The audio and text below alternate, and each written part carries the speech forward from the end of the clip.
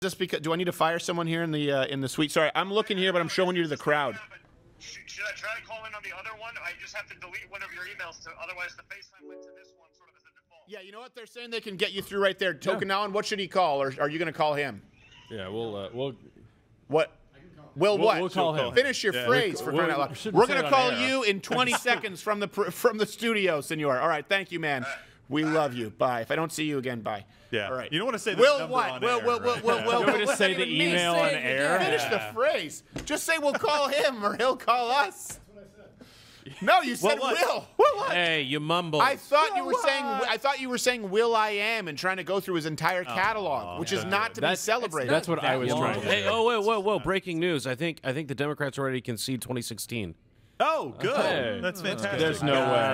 That's fantasy. I swear, if we lose Donald Trump Jr., someone here is going to lose a thumb like you stole an apple in Saudi Arabia. Boom. Wow.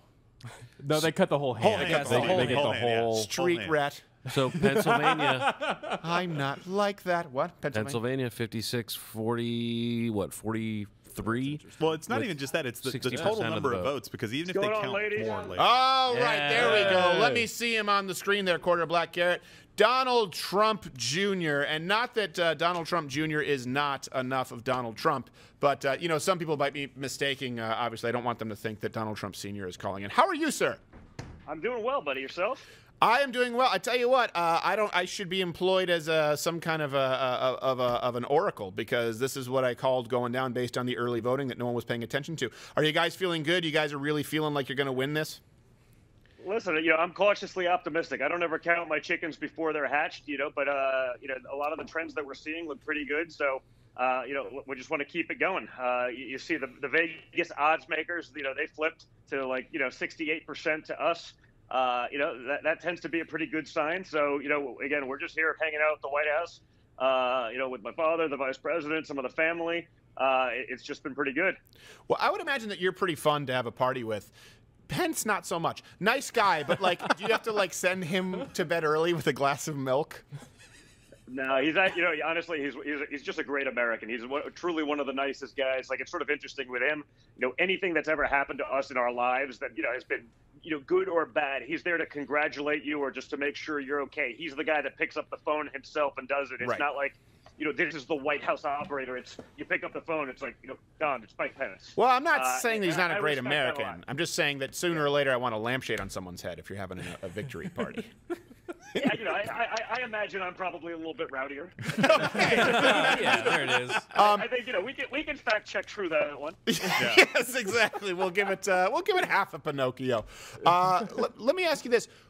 Were you surprised at all by Florida and what we're seeing now with North Carolina and Georgia? Or had you been, because a lot of people don't give you credit, Don Jr., for the ground game that you guys have had, because Donald Trump is this sort of seen as sort of the celebrity candidate. But compared to Biden, you guys were knocking on doors, you were on the ground, and I've got to imagine you were paying attention to that early voting, which I was, and 100%. No one in the media was talking about it. Well, we're up 14% with Cubans down there, and we had 2.5 million trained volunteers. I mean, we did everything with ground game. In the last month, I did 107 rallies myself.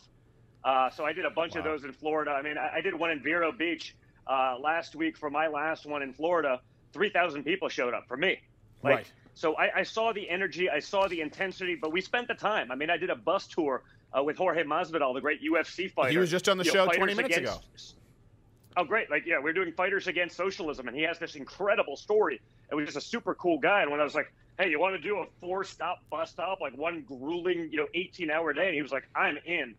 And his speech is really good. I don't know if he sort of gave you the stuff with it, but, whether it's the story of his family or really when he's like, listen, right now we got a Super Bowl winning coach.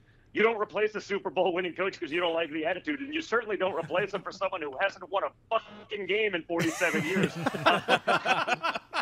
His words, not mine. And I'm like, you know what? I understand. I mean, so he's been great, and I think down in Florida you saw, they still haven't called it yet, meaning.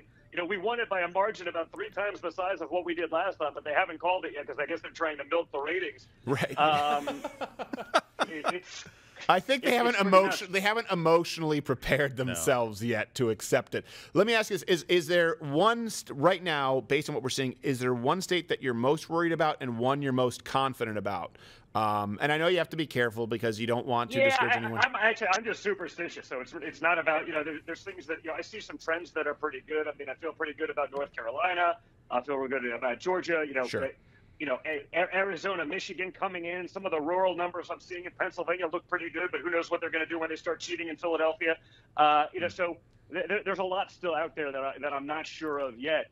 But like I said, I'm cautiously optimistic, and you're starting to see the looks and the frowns on the MSDNC type networks, and these people are not exactly thrilled, I don't think, right now. But again, there's still a lot of race left.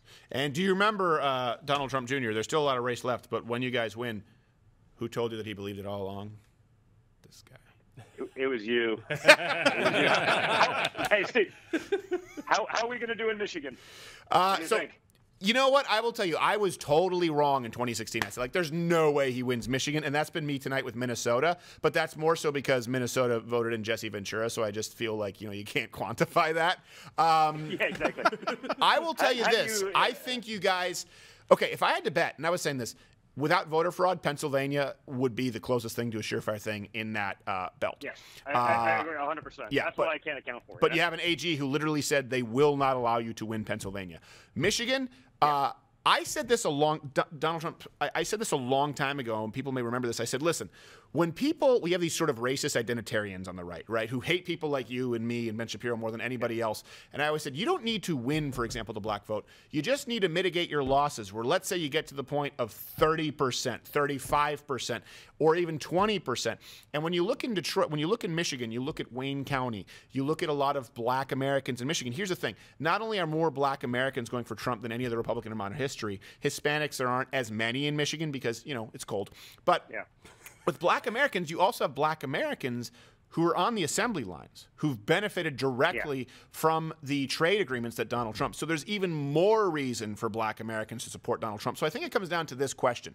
Do people think it is more likely that a Democrat, a registered Democrat, votes for Donald Trump, or that a registered Republican in Michigan votes for Joe Biden? And I think if you look at the margin, very as thin as it may be, that you won last go in Michigan, there had to have been at least like 10% of registered Democrats voting for Donald Trump.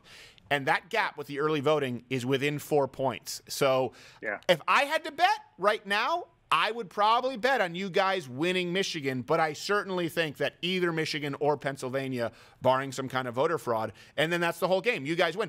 This is the one thing I've been talking about, Don.